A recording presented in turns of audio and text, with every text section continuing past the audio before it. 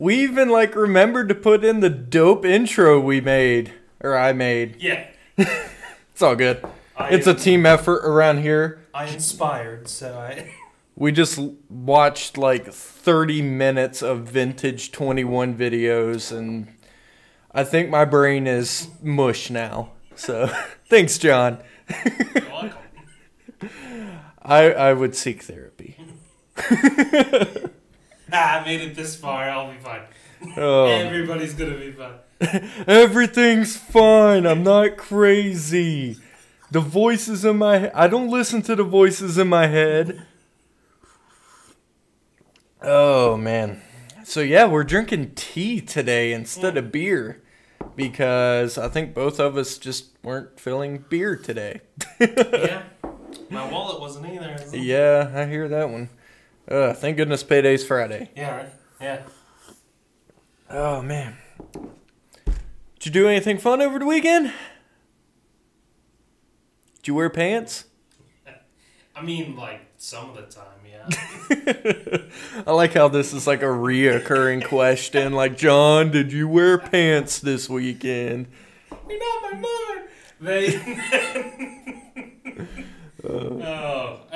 I mean, like, yeah, like, no. But that's a pretty lazy weekend. I didn't do a whole lot.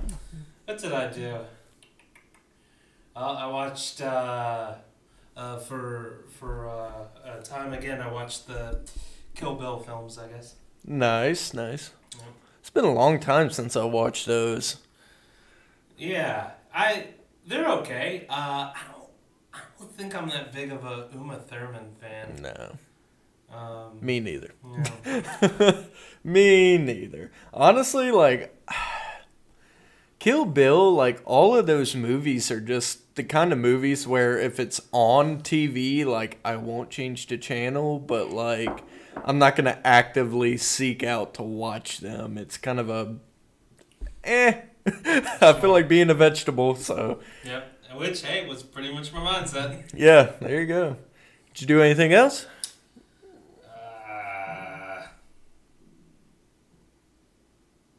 I slept. I played, you ever play Outland before? I have not. It's a game by Ubisoft.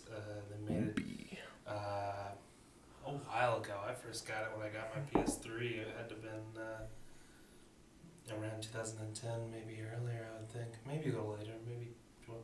Well, I don't know, I'll tell you that much. But I'll tell you this also. That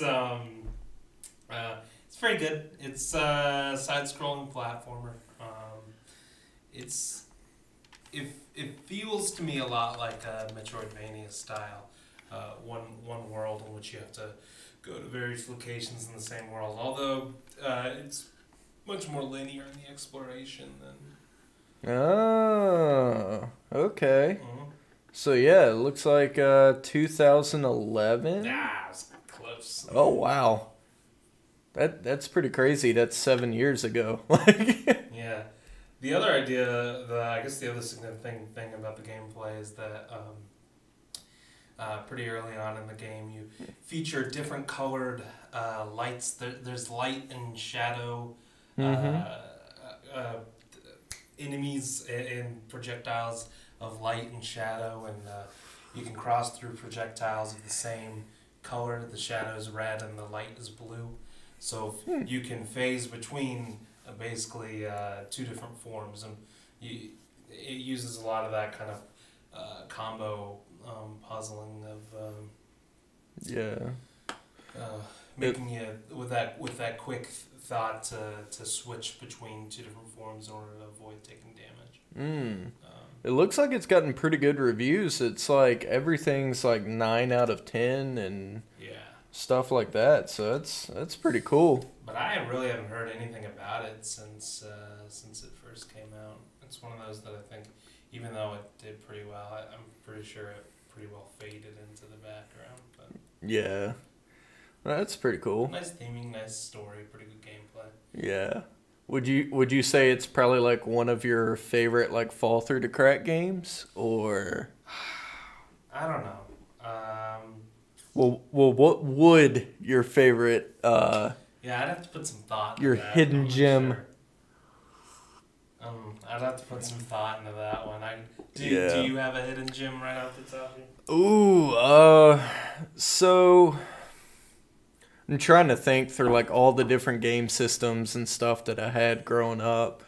I don't know if it's a hidden gem, but one game I always kind of went back to was Golden Sun on the Game Boy Advance. Don't know why. Like, I had a thing for RPGs when I was younger, and Golden Sun was just both of the, if I can spell and talk at the same time, both of the games that came out on Game Boy, Golden Sun 1 and 2, like, I completely, like, 100% beat. Did you ever play any of them? I was gonna say, I haven't. Are they pretty standard RPGs? Yeah, like, it's your standard JRPG. Like, it starts out, you're young, and this is the first game, by the way. Starts out, you're young, and there's this, like, mountain behind your village. And in the mountain is, like, this prized, I can't remember if it's a stone or what it is, but basically it's a treasure. And the town, the village really takes care of it and looks after it. Well, these strange figures come in the middle of the night, break in, and steal the stone, causes the village to come under attack by nature. So there's like a really bad storm, rocks falling everywhere. Well, your dad and a kid in the village named Felix get like washed away. And everyone thinks they're dead. A little bit of time goes by. Long story short, standard RPG, you're now like the chosen one. You have to go on the quest to get this whatever it was that was stolen back. Okay. And along the way, you collect these things called Daijin or something. Jin. And Jin. Jin. Yeah. I don't know my like fabled creatures' names. Generally in folklore, Jin are like genies. They're generally like genies. Right? Yeah. Well, these are just like little elemental creatures, and like they'll give you a buff. So like a new power, a new ability, things like that. But yeah, I went through and collected like all of them. Got like the best gear. Really put some time in and like did it multiple times. So like that's probably my like I don't know if it's a hidden gem. I don't know how popular it is, but I know it's one that I definitely kept going back to. And again, it got decent reviews. Not quite as good as. Aren't some of the Golden Sun characters utilized in Smash Brothers? I think they did. Yeah, I think they did. I would guess that Golden Sun is one of those titles that, while it's seen some rise over here, overseas in Japan, it's probably much more popular. Yeah, probably. Especially back then, like RPGs were fire. So, but yeah. So speaking of older games, that kind of segues into our first topic pretty well. So yeah, it's a pretty light news week. Hence the title of the stream, which I can't even remember. It's things that have to do with stuff and whatnot. So. So yeah, very light news this week. So it's going to be a lot of discussion.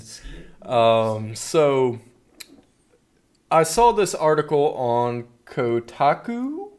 I think that's how you pronounce it. Yep. And essentially it's just saying that we need a Spotify for classic games. Not a crazy, like, off-the-wall topic, but I kind of wanted to get your input on this. Like, how do you think something like that would run? Yeah. What I would want to ask about that is, how would that differentiate from streaming service? Yeah, I think it would tie in with stream services, so I don't think it would be any kind of difference. I think it would actually have to be part of it, because... No. Well, Mouth vomit, just bleh. What I was gonna say is that I guess the idea of putting retro games in the spotlight of like that's specifically what you're streaming. I guess that would differentiate it enough. Like that kind of makes sense. I imagine that while it would cost obviously to run games of any sort, retro or otherwise, through. I mean, it's got to be cheaper. Yeah, but especially with classic games, it's not gonna be like you're playing like the new Uncharted or the new Tomb Raider. So it's gonna be stuff like Super Mario and things like that. So really, I mean, you can take, not that it's legal, and I don't do this, but you can take a 15-year-old computer and essentially turn it into an emulator box. Sure. So I would think that the server structure that would have to be set up in order to do that would be super breezy. You can also, instead of using Spotify, just go to various websites and just crank through the digital downloads. Yeah. Music. I mean, I guess what I mean by that is that people would most likely pirate the music anyway.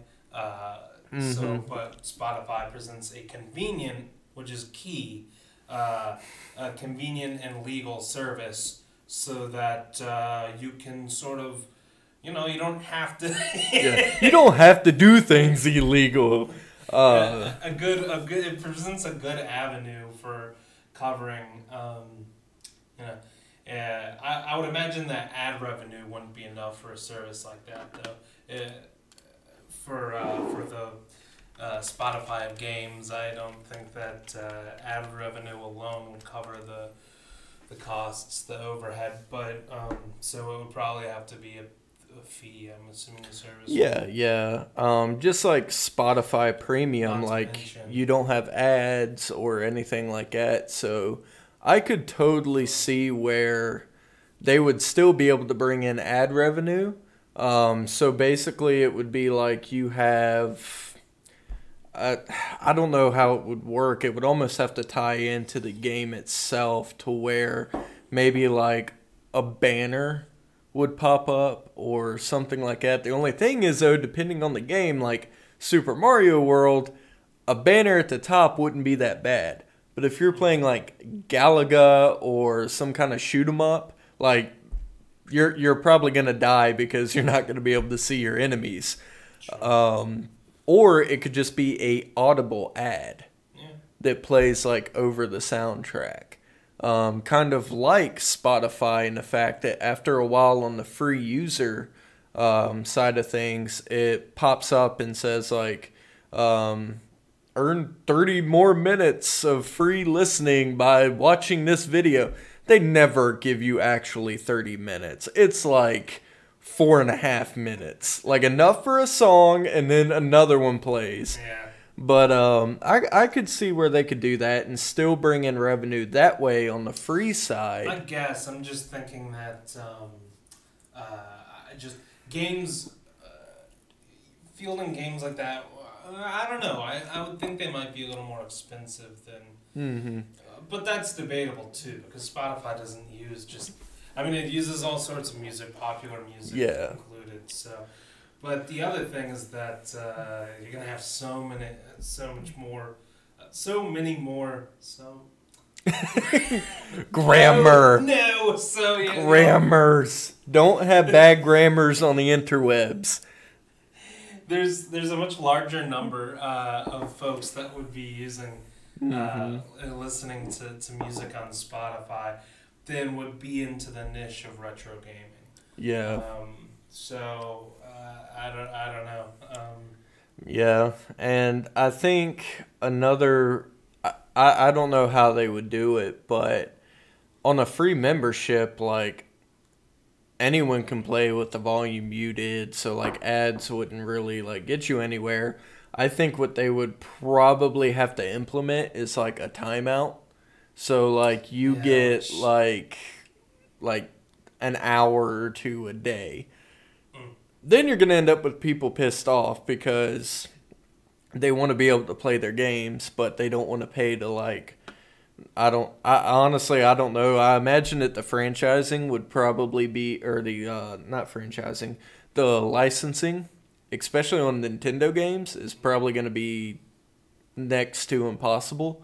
So I would think that it would probably be higher than the $4 to $5 for Spotify. I think it would probably end up being somewhere around like 10 to 15. Or your Netflix, Yeah, you're like stuff like pricing. that. Now with all this being said though, no matter how they would figure out the pricing framework, I do think a service like this potentially could work. And with just with the evidence of the amount of people that the amount of emulation that's going on nowadays, people are constantly looking back to the past of games. They're constantly trying to play games that either the systems can no longer run or that they can't find anymore, or just I don't know, just a matter of convenience. Games at the fingertips, but emulation as well as just retro gaming is huge right now. Yeah, and I've Plus, noticed gaming hasn't been around that long, so now there's actually a history to have. But yeah, and I think what I'm wondering is if something like this would actually hurt the like the collectors and things like that, because like that copy of Earthbound, you can just pay $5 a month, play it, Chrono Trigger, and like all kinds of other like classic Super Nintendo games that are highly sought after, but people aren't willing to pay the coin to be able to possess. And with ROMs being illegal, that's what makes me think it might potentially hurt the retro market as far as buy sell trade. So I don't know. I feel like that could be a double-edged sword. I feel like it could be super convenient because, I mean, on Android you have emulators for Game Boy, NES, SNES, all of that. And with stuff like 8-bit though having Bluetooth controllers, I mean, you can even get into like N64, GameCube, stuff like that. So I don't know. I could see it being pushed to mobile, to laptop, to PC, to consoles. Like, how crazy would it be to play N64 on like your Xbox One? Like, I think Nintendo would have a conniption over that. Like, because they like their exclusivity. So, I don't know. Well, what about Rare Rewind? Yeah. Yeah. Banjo-Kazooie on your PS2. Wait, no, I'm just kidding. It doesn't rhyme. Xbox 360, is that what did it come out for? The 20-some, 30-some games under Rare's library. Yeah, I don't know. I've heard of it, but I don't know which system it came out on. But yeah, so I thought that was pretty interesting. I would love to see something like that, especially with like GameFly going out of commission and them having a lot of like newer titles. I would definitely love to be able to play like your classic 2600 and stuff like that. Like you can do it with old PC games. Like you can go to it's some university, for the life of me I can't think of it, but they basically just put up a site and you can go and play like Zork and I think even titles like Blood and whatnot, just really, really old PC titles. DOS titles. Yeah, and you can play it for free. So, I mean, especially with 2600, like, that's pretty old and ancient. Like, I would think that the licensing on something like that would be a lot cheaper than, like, getting it for Xbox or whatever through GameFly. And obviously it's going to matter game to game. Yeah, true. Galaga's a lot more expensive than E.T. Yeah, true. If you go out in the desert, you could probably... I don't know, because Does ET even exist anymore? Yeah. Apparently, all you gotta do is just dig it up. No. Speaking of, like, there was a pretty interesting documentary on that on Netflix. Yeah, like you should go back and watch it. Like, at first, I used to crap on the game designer like pretty hard about ET, and like truth be told, I hadn't even played it. Yeah. And so I watched this documentary, and the poor guy was given something like 4 weeks or something crazy to design this game. And basically, he worked all through the night and whatnot and managed to get it done. And they're just like, good enough, and released it. And it ended up not. It wasn't that it was impossible to beat or it had such game-breaking bugs. It's that it wasn't refined to the point where the child that was excited to go see E.T. could function through the game properly. Yeah, like I've never played it myself either, but I've seen gameplay footage of it, and it doesn't. Yeah, I mean it looks about standard for Atari's time there. It's a little more convoluted than some games, but I mean, it's fairly difficult, especially with the technology that was had at Atari 2600's time, to get across that output to the player to to cue them into what input they need to be inputting. And I don't know, like, yeah, I mean, it's confusing, but it's a tad bit cryptic, but I'm not sure it's so much so than other titles relative to And it. any youngins watching this stream, if not right now, later on, E.T. did not kill the 2600. It might have been the headstone that was like on top of the gravesite. They were pretty much like facing death anyway. So Atari sold out and became very, very corporate, pissed off all its employees. Most of them left, and then they just started pushing games. They're like, is it good? No. Does it play? Yes. Then go. And so they had this influx of games that were just garbage. No one wanted to buy them. And right around the time E.T. came out, like, I think that was probably the nail in the coffin. But they were knocking on heaven's door anyway. So Yeah, and I mean, with competition from Nintendo. Mm-hmm. Yeah. Like, how can you beat the old school NES? Like, Also, something I'm not very clear on, there must have been some discussion and disagreement amongst those in corporate about how to handle arcades versus consoles, because, I mean, there was a time where arcades were definitely much more profitable than console, because it was better, graphics were better, and people who were willing to go and spend much more money more consistently. And obviously, over time, at some point, that balance shifted to the point where arcades don't exactly exist anymore, not in a real sense. And that kind of makes me sad. Like, that was just outside of my generation. Yeah. So, like, had I been, like, 5 years older, like, I might have been able to remember, like, the end of the arcade era. Actually, I mean, I wasn't,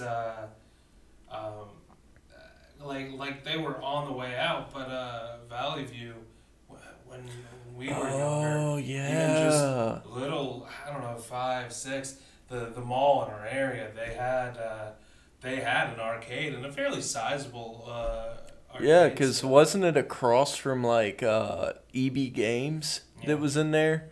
I just vaguely remember that. We were young. We would have been young, and it would have only been a few more years before it was actually out of there. But yeah, I remember playing.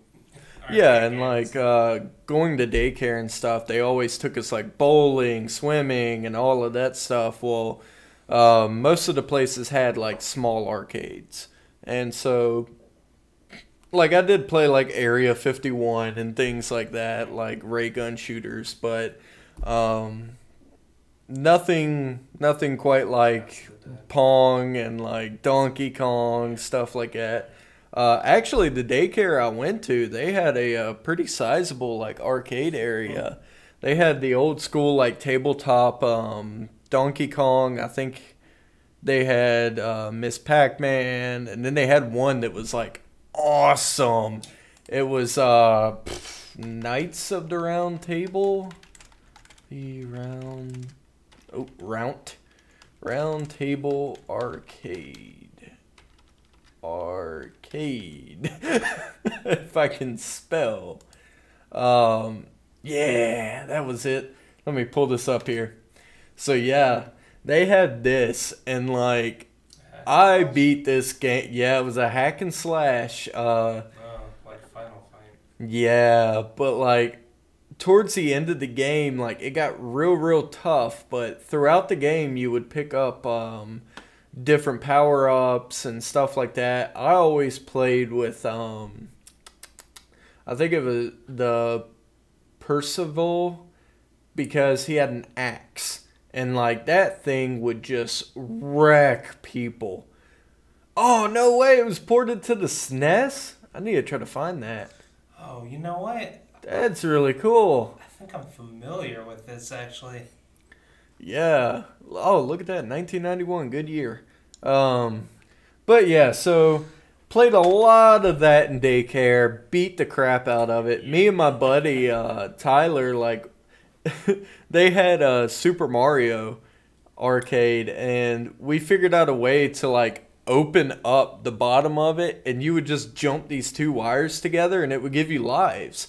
Because the coin would like slide down, and it would actually close the circuit. And each time you dropped the coin through, and each time it detected that the circuit was closed, it gave you a life.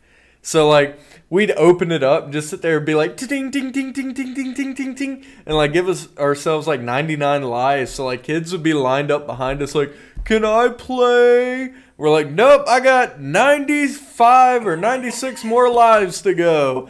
And like, oh, we were just total jerks about it, but yeah. Oh, Long man. before the other children picked up on your game. I think eventually they did get in trouble because they were like prying it open and like messing with bare electrical wire. Yeah.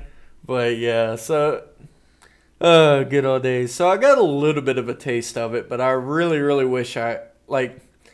Even now, like I hear of these like hipster bars that start up, and like it's like quarter or 50-cent arcades, and like they have a little bar area with craft beer. Like I'd probably live there.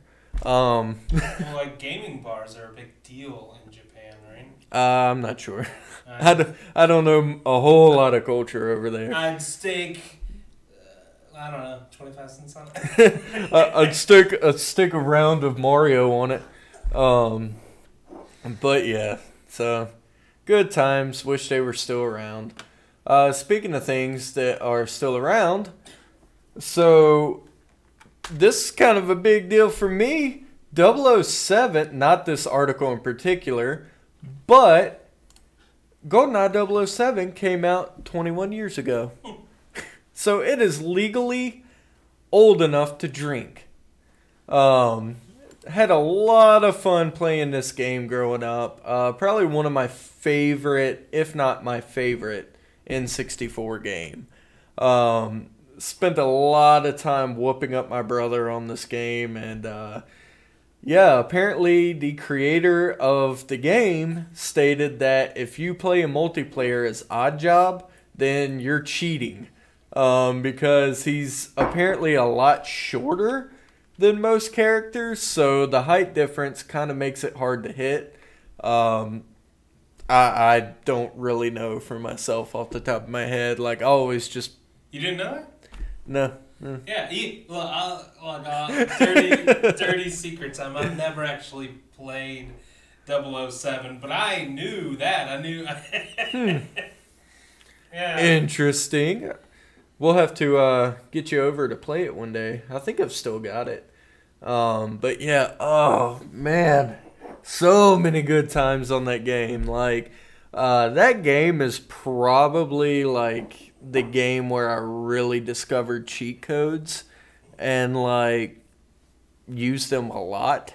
Just because like Donkey Kong mode was hilarious. Like they get ginormous heads and hands, and then of course like you could be cheap and do like the invisible bond trick and like just walk around the people and like shoot them in the head, and like you never like have to worry about being killed because they can't find you.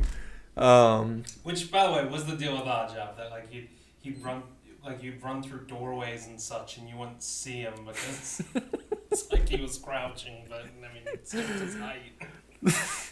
That's so awesome. you're automatically looking up. You're not expecting to look down. Yeah, that's pretty funny. I never knew that, and I played the crap out of that game. Oh me. But yeah, so God, N64. I'm trying to think. I played a lot of that, and I played a lot of what was that game? I'm having a massive brain fart right now. On Nintendo 64? Or? Yeah. Like of course we had like Diddy Kong Racing and stuff like that, but Smash Bros. Yeah, like it's not a very, very common game. Oh. Oh man, I'll think of it later. Show must go on. I'm curious, Chris. Oh goodness. So speaking of massive brain farts, and no, that was not intended. So Tom's Hardware had a massive brain fart earlier this week and released this article about the get out of here, darn ads. Released an article about the new 20 series graphics cards, and general common sense tells you that you should wait for the card to release, see the performance, see if it's good enough value for you, and then purchase it. So generally, I don't agree with pre-orders. There's very, very, very few things that I'll actually pre-order, especially hardware-wise. And graphics cards are one of them. Just because you're going to end up paying like $400 to like $600 for like mid to like mid-high range graphics cards. So Tom's Hardware released this article, and apparently this editor is like 6 months fresh into his job, and he's probably unemployed at this point because he very, very much contradicted himself. So he would talk about how you should pre-order because it's great value, but the cards are expensive. And that if you don't pre-order, then you're going to be running old technology. What's the difference if you buy the card a month after it releases or if you pre-order it? Like, there is no difference. And then, like, he makes these crazy, like, claims like, how, quote unquote, however, what these price panicked pundits don't understand is that there's value in being an early adopter, and there's no cost to either delaying your purchase or getting older generation so you can save money. So there's value in being an early adopter, but there's value in buying old hardware. And it's just like you get to thinking about this and you're like, well, does that tell me to buy used or does that tell me to go ahead and pre-order? So going down, like, and this was kind of like the icing on the cake. He said, when your whole life flashes before your eyes, how much of it do you want to not have ray tracing? And of course, he's referring to the new technology in the cards of real-time ray tracing. And, but yeah, so like when you die, is your biggest life's regret that you didn't have ray tracing? I mean, and the whole article is just like full of asinine. I'm sure I wouldn't regret electricity if I never used it. Yeah, true. And like the whole article is just full of these asinine statements and like, ugh. So yeah, at one point like he's ranting about how beautiful the muzzle flash is in the eyes of the soldier in the Battlefield 5 demo. And like, yeah, that's really cool, but that, if you're buying a graphics card just for that technology, like chances are you're not the budget guy, you're not. Like, you're probably strapped for money, and I'm sure that that's not like, oh man, I gotta go see that muzzle flash. But just be smart, people. Like, don't pre-order your hardware. Like, yeah, unless you want the latest and greatest, like the moment it releases, so you can be like the first on the list of benchmarks to like hit top 5, like, then that's probably for you. Generally, they're going to perform better than the previous generation.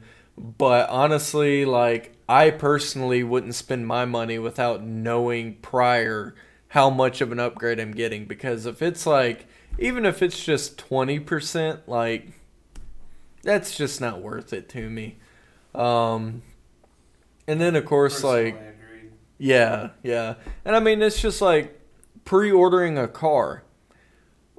A car is a little different story because it's much, much more expensive than a graphics card. But it's the same in the concept of there's going to be bugs. There's going to be, you know, updates that manufacturers have to do. So there's going to be service bulletins, recalls, all of that. So generally, I would not purchase the first model year of a, like, body revision or engine revision on the car. Yeah. It just doesn't make good economical sense. Like, Well, and like, I get where people want the latest and greatest, and like people that have to keep up with the Joneses, but nah. and one could argue that buying a ray tracing card, period, even if the price were dropped, is pointless. That buying that building up your computer to play gaming hardware is pointless. But it's all about your priorities. It's what matters to you. Yeah, and that's what I'm talking about with like the enthusiast, because which are, like you said, they're gonna spring for it anyway. Yeah. And like they'll deal with the early adopter blues. Like they might complain about it, but they generally have a understanding like this isn't a great, like it doesn't make much sense in terms of finances, but it's their hobby, it's what they love, so that's what they're going to do. But if you're on a budget and you're hesitant, generally it's best just to wait it out, and it looks like maybe this time's no different. Yeah, like probably the only, I don't pre-order hardware. Probably the only like game I pre-order is Fallout, and that's only because I have all the physical copies of the games, like 1 through 4, and so like it's an enthusiast. Yeah, exactly. So I'm a collector of it, so obviously I'm gonna pre-order it. But like Battlefield 5, not gonna pre-order it. Like Shadow of the Tomb Raider, not gonna pre-order it. Like, but yeah, so I thought that was pretty funny. Just people having word vomit, and well, it wasn't even word vomit. That was like typing vomit. But yeah, I encourage you to go and read the article and just kind of like stop about every paragraph and think about what you just read, because I promise you, your brain's gonna hurt by the end of the article. Just because, like, there's points where it's a great value, and then it's like, it's a better value to buy used. And then it's like, do you want to die without ray tracing? I don't know. My whole life is filled with frivolous exercises. I'll probably just let this one go. Yeah, really. And, like, now what I'm talking about is pre-ordering this for gaming, because obviously if you're into, like, 3D production work and ray tracing is part of your workload, then pre-ordering these cards might be a good value for you, because the quicker you can edit and render your videos, the quicker you can make your money.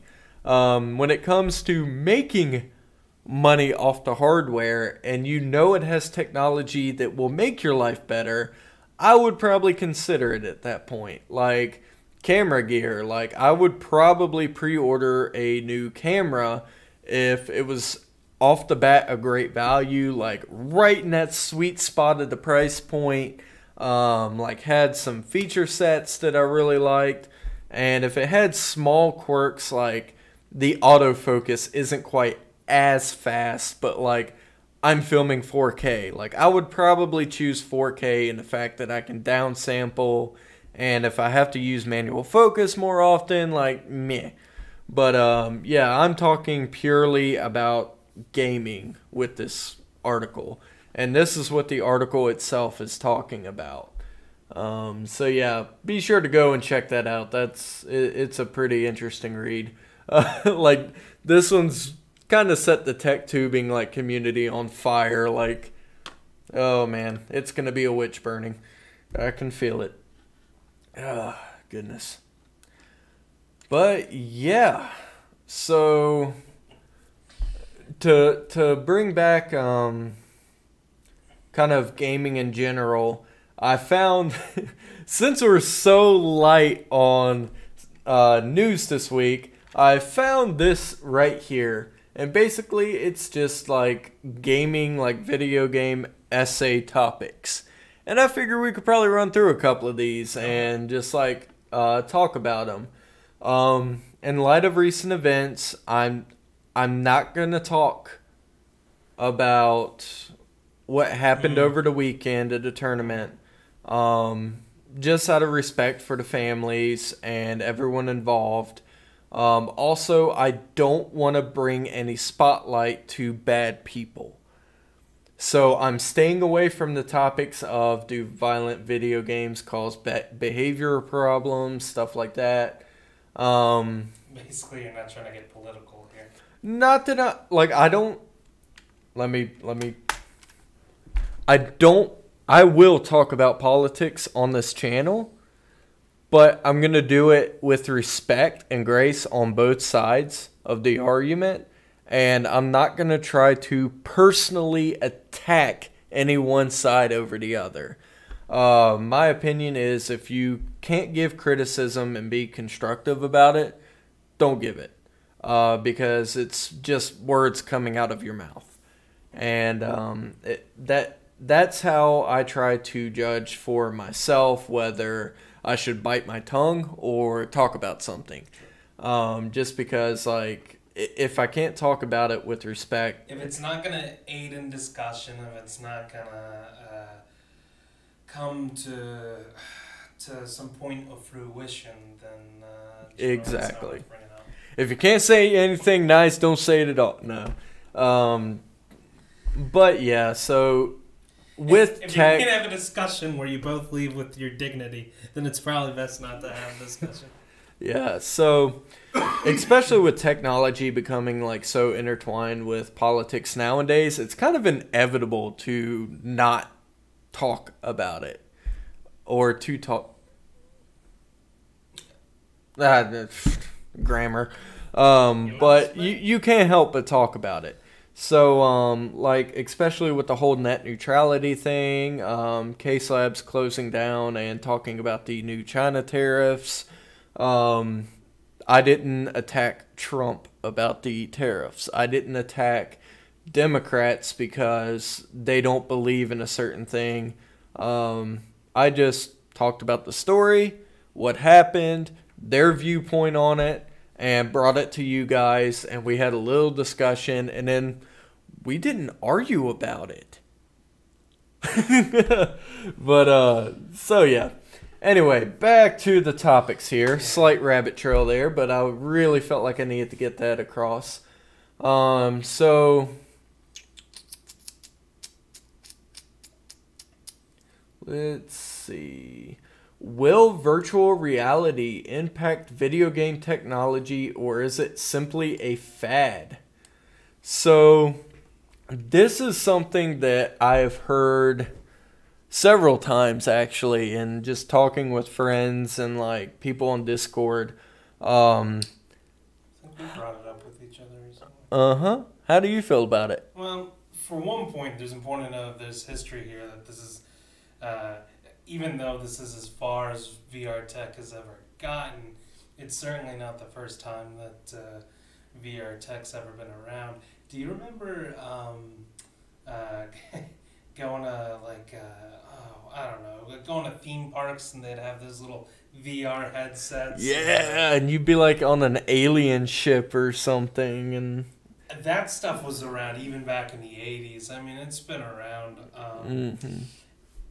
It's, I don't know, it's been pretty well integrated already into some modern systems. Sony has taken advantage of the yeah, you got the PlayStation VR. yeah, and it's hard to say. I think it's a toughie. I don't know. It's definitely. I think the tech is gonna have to increase before before it'll catch on to even a greater deal. I think that once again we may be at a point where using it like the social customs around it have caught up with if that makes sense the desire to utilize it has caught up with the tech that we're able that we have. All right, to try to relate this a little better. Oh my goodness, I'm going off the rails. I related it before when we were talking to when 3D when 3D first hit the scene with gaming. Are you talking like 3DS? Oh no, you're talking about like 3D graphics. Yeah. Okay. I'm talking about perspectives Okay. here. I'm talking your N64s and your PS1s and your that Don't forget about Star Fox. there were games at the end of the SNES's lifespan that way outmaneuvered early 3D tech. I mean, so some of that stuff is just doesn't look good. Does not hold up. Is not. Yeah. Yeah, definitely. And it didn't take long for a lot of that tech to become outdated, because the technology was so quickly advancing. So there was the notion to play games in 3D, and that had been around for probably quite a bit before it was ever actually put into effect. I would say even with games like Doom, that probably makes that statement. So are you saying that the technology has to improve before it like breaks that fad status? Yeah, I would say that before it becomes actually that's a great way to put it. Yeah, I mean before people will use it ubiquitously, it has to be an easy to use, easily prevalent. And again, I think that's always the way it's been with VR tech, is that it's constantly it's a slow moving game. It's something that's been thought up since probably the dawn of video games, honestly, to be able to put oneself into. This has been in the writings of science fiction authors for long periods here. But I think the tech is still growing, maybe at a slow pace, but Yeah. I think it'll have to get quite a bit better before. Yeah. So I think it's here to stay. I don't think VR is going anywhere. Just because it's so versatile, it's becoming readily available. I agree with you. The technology definitely still has to improve.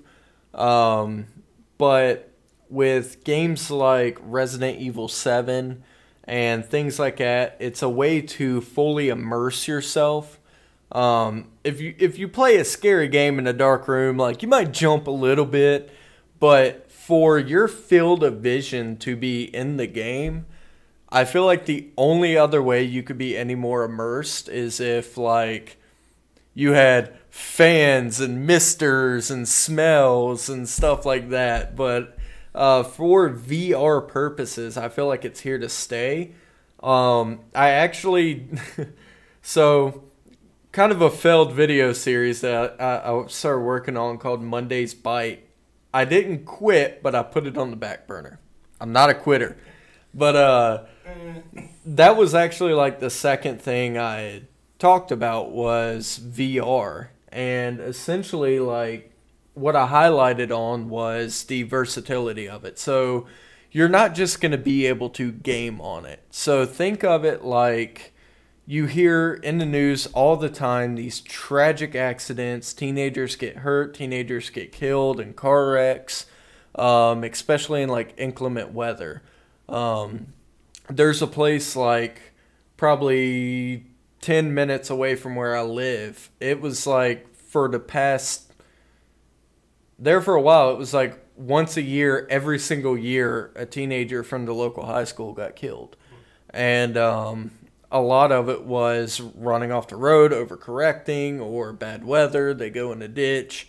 Think about how valuable that would be to be able to put somebody in a car, or in a dummy car, rather, put on the headset, they're going down the road. The steering wheel actually controls the car, same as the gas pedal, the brake, all of that. And you put them in situations where they're going down the road and you have to make them run off the road, get back on the road. Or drive through ice, drive through snow, rain, everything. That way, if they experience it more than once, it's going to become more muscle memory to them. They're going to get in those situations, and especially if you put like butt thumpers in the seat of the car or the dummy car, and as soon as they feel that car drop off the road, and when they go to get back on the road, they're going to be able to feel and kind of judge like, am I going too hard back into the road? So I feel like it could be used to save lives there. EMTs, stuff like that. It could be valuable to mock up like car wrecks or fires, and you have to go in and save the people. As rudimentary as it is well, not rudimentary, like we're not talking about Nintendo's like virtual whatever, but even at the point it's at now, I feel like it could still be really, really valuable for training. Same thing with surgeons. Like, how awesome would it be to be able to perform surgery on a virtual person before going in and doing a big surgery or something like that? So not only gaming, I feel like... Do they not already have... I'm sure they do. VR simulations of this? I know they do for... If I were to take a guess, a lot of it will come down to expenditures. That maybe the higher facility, the facilities that are a bit higher up that have better resources maybe have some of this stuff. Mm-hmm. Particularly maybe some, I don't know. It's the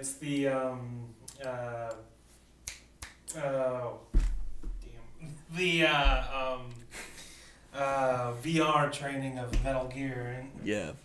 And like, since the question was talking about video games in particular, I'll go back to that. So I feel like it's already impacted the industry. I don't know what point the article here was written, but it's definitely already made its mark, and I really don't see it going anywhere. The question is, will it? I mean, motion controls have made their mark, but I don't know how much they've stuck around either. How many years is the Kinect being repackaged? Yeah, that is true. There was the little PlayStation remote. Wand. I don't even remember what it's called. I think it was like the PlayStation Move, or I don't know. Even the Switch. I don't know a lot about the Switch, but I don't know that it takes all that much advantage of the Wii's motion controls, does it?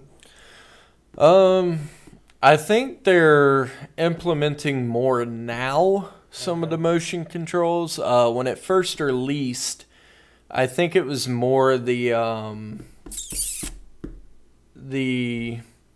expandability, where you could take, the controllers off and play with the screen, or play with it all together, or split the controllers and play a game together with somebody.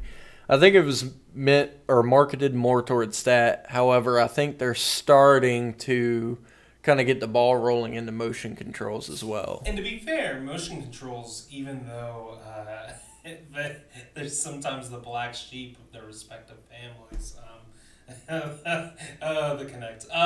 But even so, though, they still remain. It's just they haven't quite been implemented in a way, at least for the most part, that's really been successful, that they can maintain and keep implementing again and again and again. Excuse me. And so, in a sense, then it's if VR tech was to be the same way, it wouldn't be a fad. It would stick around.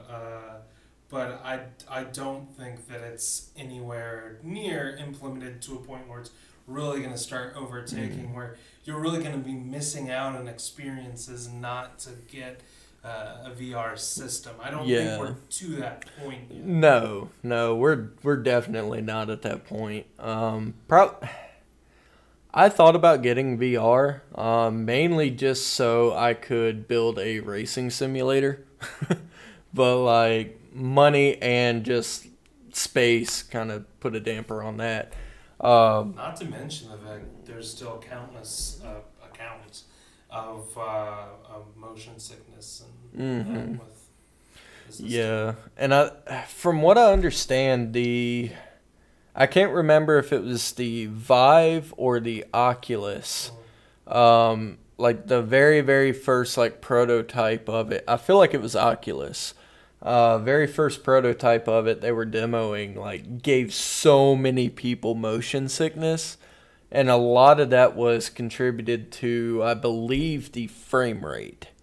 So resolution is very important in VR. Because basically there's a portion in there's a segment in your head, maybe your midbrain, that controls your balance. Yeah. Yeah.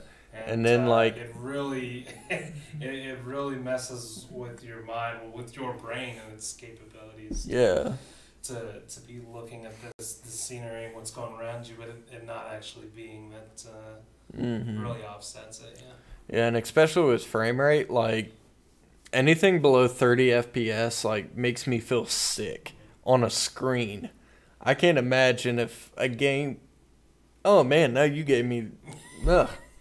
But I can't imagine, like, on a VR headset, like, frame rates start dropping through the floor, and, like, I would probably puke my guts up. Yeah. So. I mean, it's early tech. I mean, I think this is the first generation where you could really safely say that VR technology's ever been implemented into, a generation of consoles, right? Of systems. Yeah. I mean, it's early, even though it's been around, and even though the concept's been around for so many years. I mean, the actual application is early, so it's got plenty of time to grow and develop.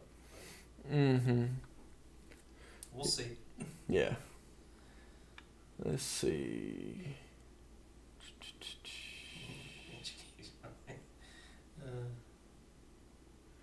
All right. So here, what I'm going to do is show the topic. So video games have no place in education. Are you a side? So I don't have a coin. I would love to like mandate a side. Be like, you have to be against and I have to be pro or something like that. Such a dumb blanket statement. But it is a pretty blanket. I could play devil's advocate. Let me pick it up for a second. Yeah, all right, I'll go first. So I'll argue for it then. So video games have no place in education. I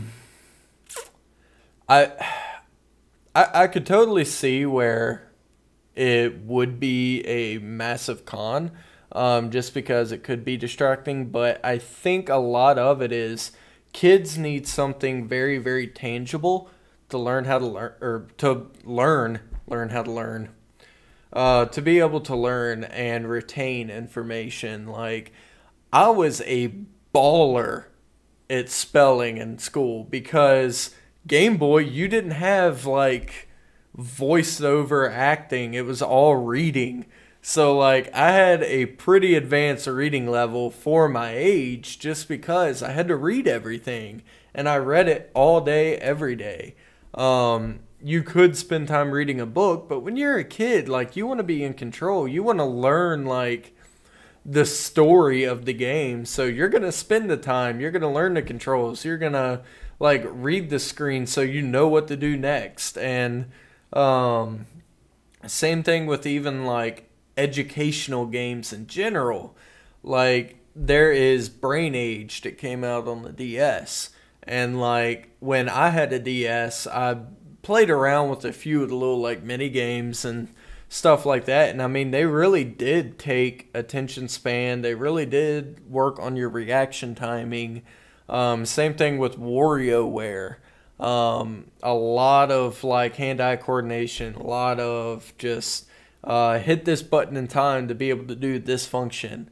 So as far as helping kids learn and helping kids retain, I totally think that video games do have a place in education. However, I think they're... No, I'm not going to say that because I'm not going against it. See, that's really hard because I like to look at things as like pros and cons. That's how I like weigh them out. Why don't we do this and then hold on to your thought and bring it up into the aftermath? Okay. Try to address what other points weren't addressed by each other. You know? Okay, shoot. Because we'll see what I can do. I'll get you three here. One, you brought up tangibility. Maybe that's part of the point too, is that better to have something that children can physically interact with, that they can... that by putting it onto a visual plane, that only makes it one way of interaction. You're taking away that literal, physical, handy.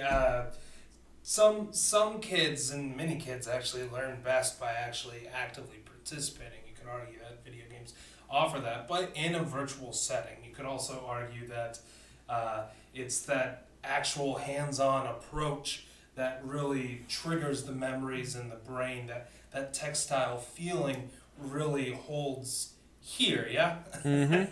That just in a way that, which, I mean, games are, despite their engagement and their immersion, are visual and audio feedback. There is no tactile sensations through them. And I don't know. If I were to do research on this, I could probably find studies that claim that there is a link to physical sensation and memory. Since I don't, I'll move along.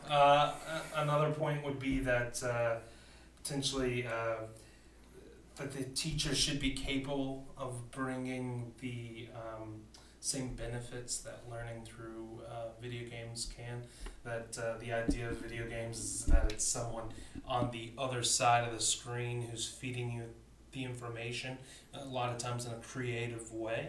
And that's tasking you, not feeding you, I'm sorry, that's tasking you with learning the information. That's giving you the prompts so that you can pick up the information. But that, in theory, the teacher should be more than capable of doing so.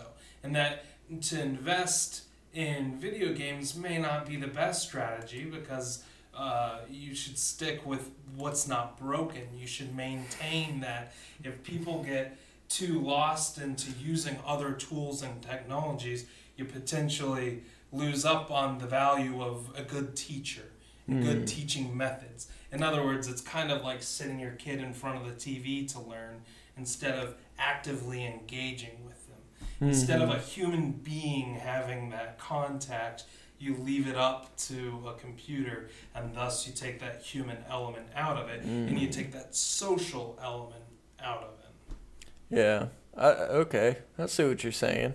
And that's honestly... That, but hey, it's not bad. That's honestly the point I was going to make is like, yes, you can learn things like improving on your reaction time and things like that. But a lot of times what games and tech in general have a hard time teaching you is like face-to-face interaction. Like I went to school with plenty of people who were like face down in video games and had no social skills. And like, I could. For argument's sake, a book can do that. Yeah, exactly. Exactly. That was me.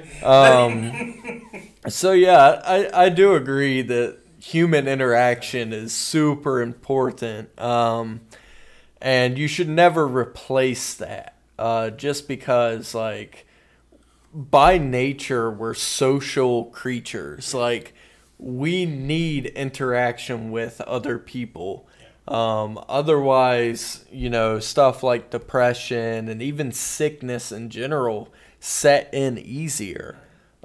Just because, like, if you're a hermit living by yourself, you step outside, any old germ is going to make you sick just because, like, you haven't been out and about in that before. Not to mention that it's about the quality of your mentality. Yeah. And we really are socially driven creatures.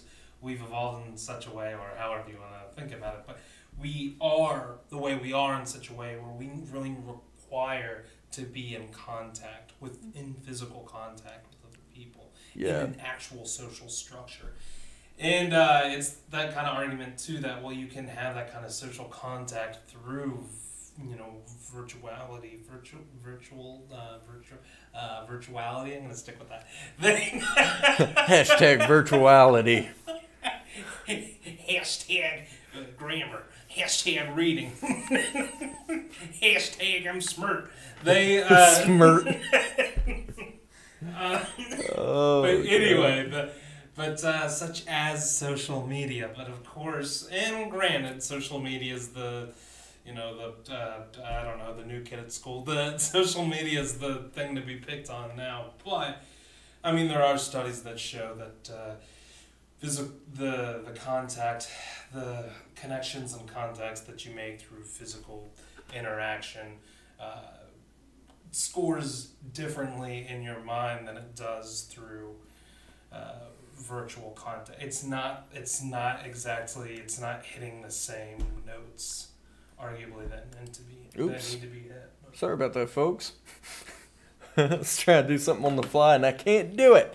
I'll tell you what, one more thing. I will say that if I were to answer this question from my personal beliefs, video games have no place in education. It's such a blanket statement. Mm-hmm. The truth is that I think personally is that there's a balance. I think that education of any form is good as long as it's moderated and balanced with other forms of education. Mm-hmm. It's even as adults, it's always good to be learning, but but especially for children, having various and having a variety and a large variety of ways to pick up on information will only increase the probability of doing so. Yeah. Not everything that you're taught you retain, but if you're introduced to information through a wide array of outputs, you're more likely to pick up on one and hold that information in. Yeah. Totes my goats. You try to do one more for symmetry, or are you thinking the time is pushing us out here? You know what? We'll do one more. Let's see. We'll make it a quickie. Oh, a quick one, fine. Gotta keep it G-rated around here, John. I thought it was peachy. Let's see. The kids didn't know what I meant until you gave me the look. Well, I mean, the kids didn't know what you meant until you gave me that look. I was talking about this. Here's a good one. Yes. So, boom. Oh. There we go. The first gaming experience you had. Ooh, man. Gotta break out the archive on this one. Yeah. Holy moly. Played a lot of games in my day. First one.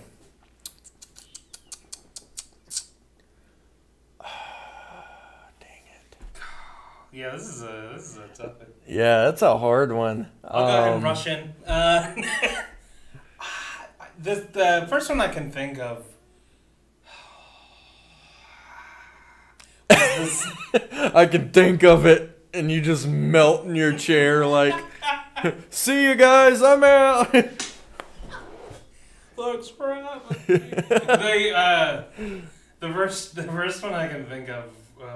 I definitely played some of these educational games, but I think even before that, the first one I really remember is the Super Nintendo.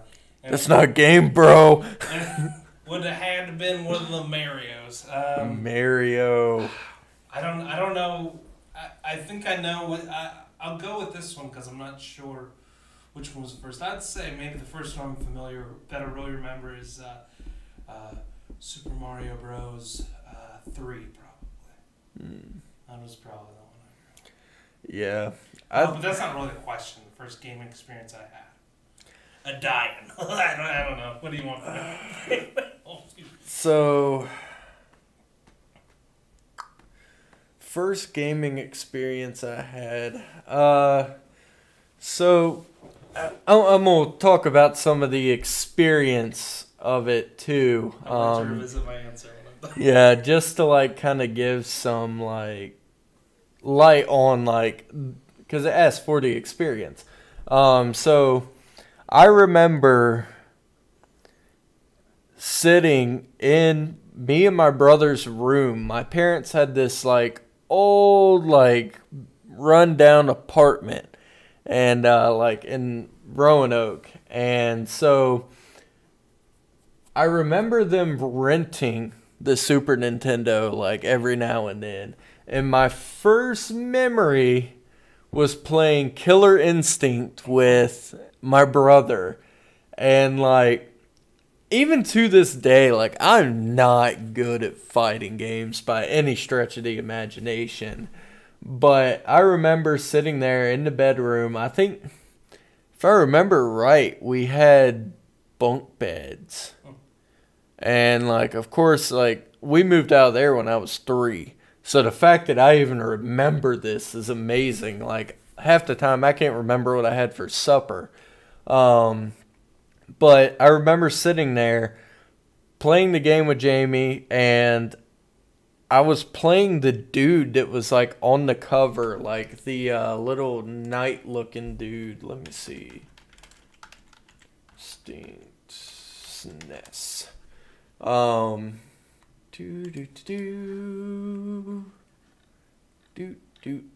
okay. So we're just gonna do it like this then.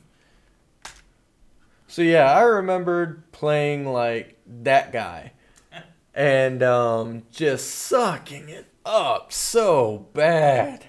Like I said, I've never been good, but my brother whooped my tail, and yeah, that's probably my first first game experience, is getting so frustrated and so ticked off at my brother because I couldn't beat him. And yeah. So, what do you have to add on your experience? Well, actually, I'm going to take it back a little bit because the first gaming experience I would have had would have been watching. Probably my father play. I wasn't.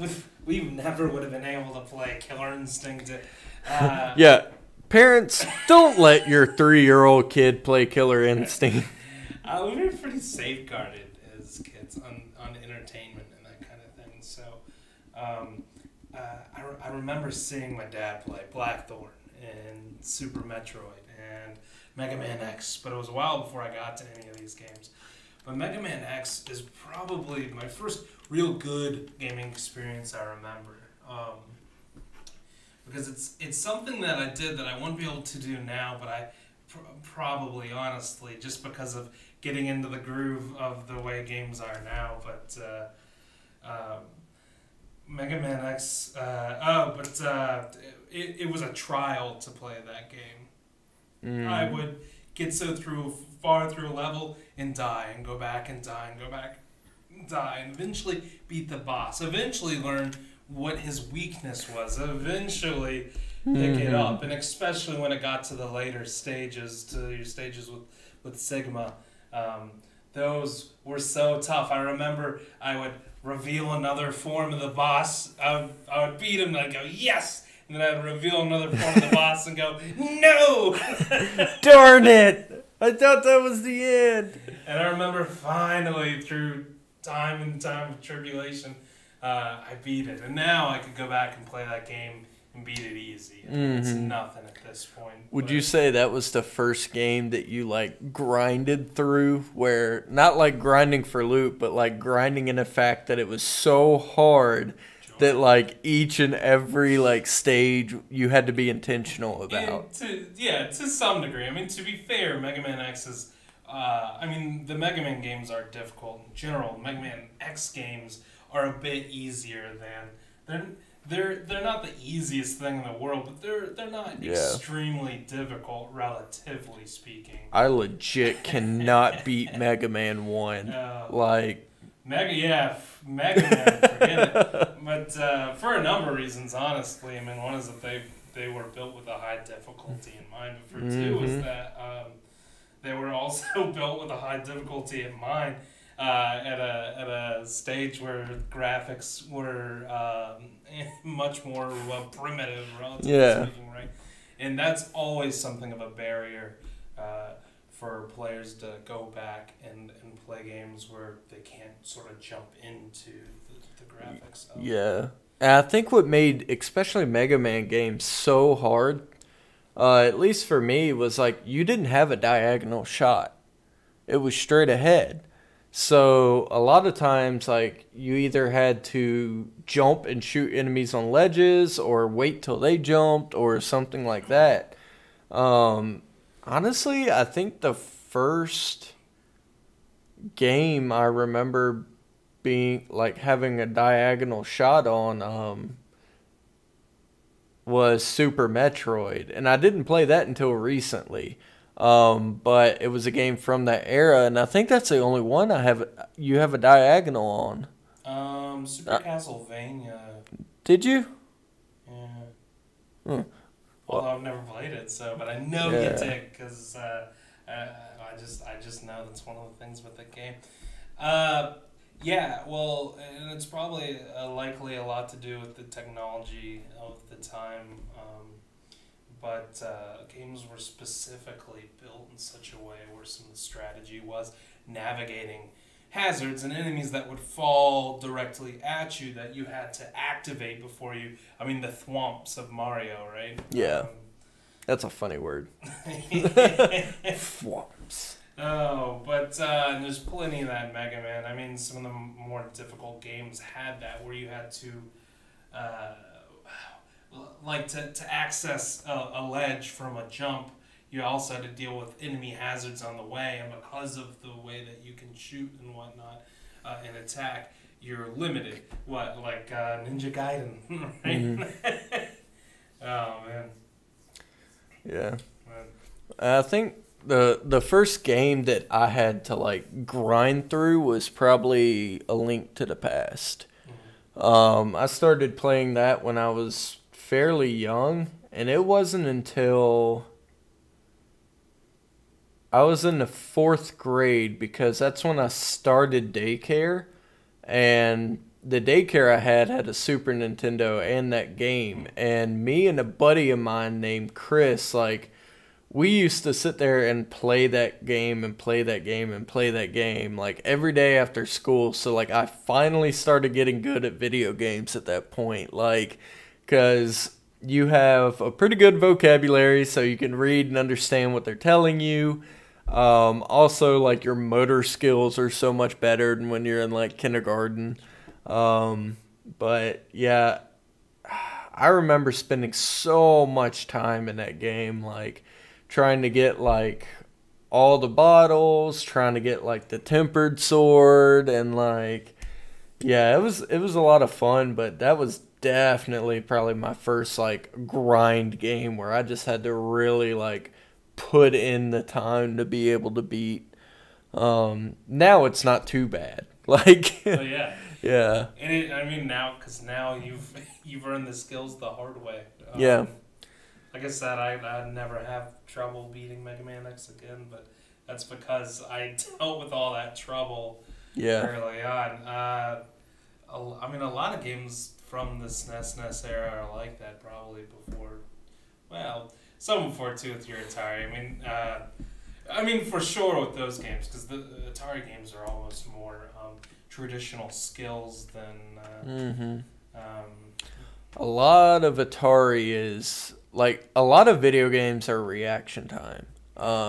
You just have to know when to press jump or when to press attack. But Atari, that was like your motor skills are what beat the game. It was pretty difficult. Of course, there's plenty of strategy. Oh my goodness, there's plenty of strategy to them too. But it's something where nowadays the difficulty is there in some places. What, Dark Souls? They Cuphead.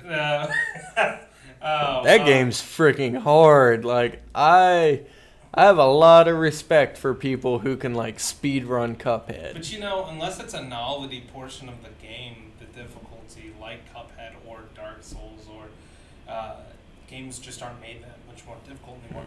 But I think grind is a key word there, because I think one of the key reasons why that is, why earlier games were so much more difficult than is because they had to put the effort in somewhere in order to add longevity to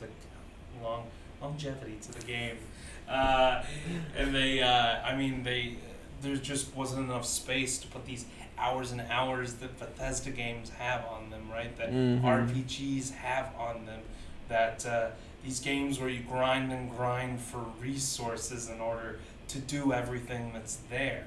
Yeah. That even games where maybe the linear run through was 4-6 hours, but to get the actual 20 hours of gameplay, you're going for all the secrets and you just grind and grind your time. I think that games from those earlier eras worked very similar in the sense that you grind and grind your time, but because they can't put space. There's no space to put all these hours of play, so the hours are in surviving the exact same challenges again and again because they're so difficult. Yeah. The memory patterns have to be top notch.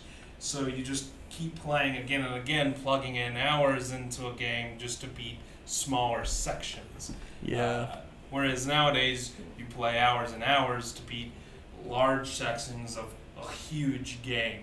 Yeah. But a lot of times the content's kind of spread out and sparse too. There can't be effort put into everything because there's so much content, and games have to be out and out and out and out. So you get all huge games, sometimes with some sparse, not so good content packed in with some better content, and then packed in with some great content. And so, I don't know. It's up to you, I guess, to debate what's worse, what's better. I don't know. Intense, difficult. I like the grind. Like, the grind is what keeps me coming back. Sure. Like, Super Metroid, was tough. It wasn't an impossible game. Like, once you get the general mechanics down a little bit, you shouldn't have a problem beating the game. Going for the 100% right off the bat was tough. Just because there were a few locations where you would get a missile tank and, you have to have your motions down pretty well.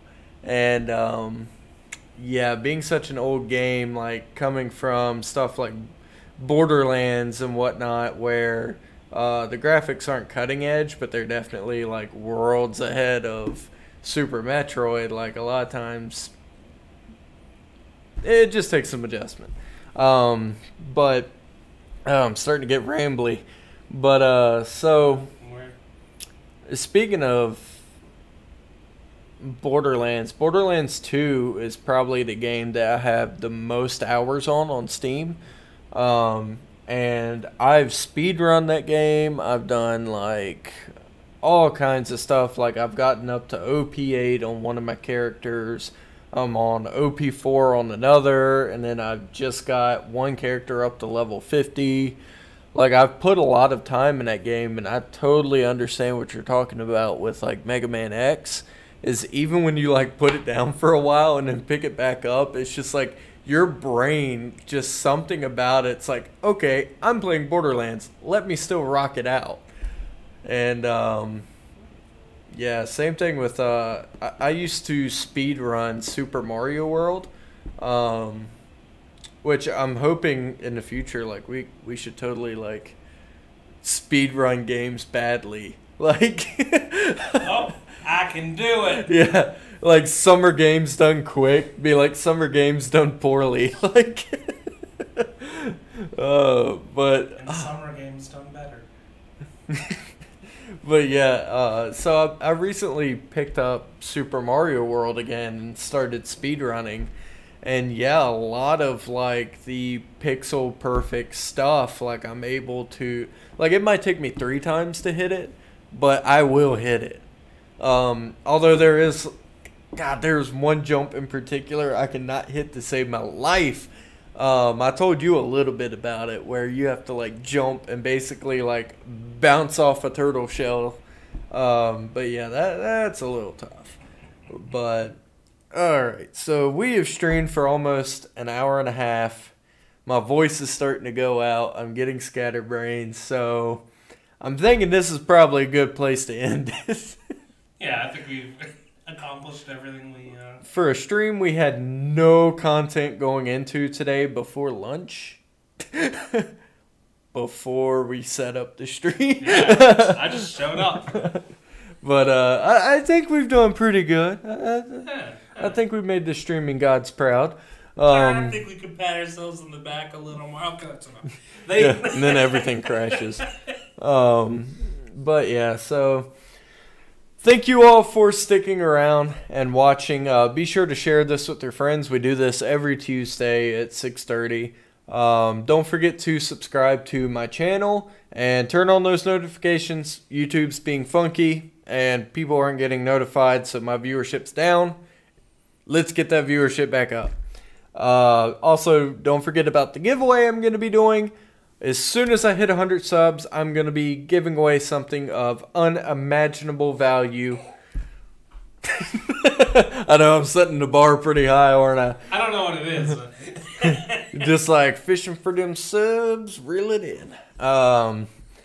So yeah, don't forget to subscribe to the channel. Going to be dropping a pretty cool video this coming week. I didn't drop one last week because I actually spent some time like getting my house in order.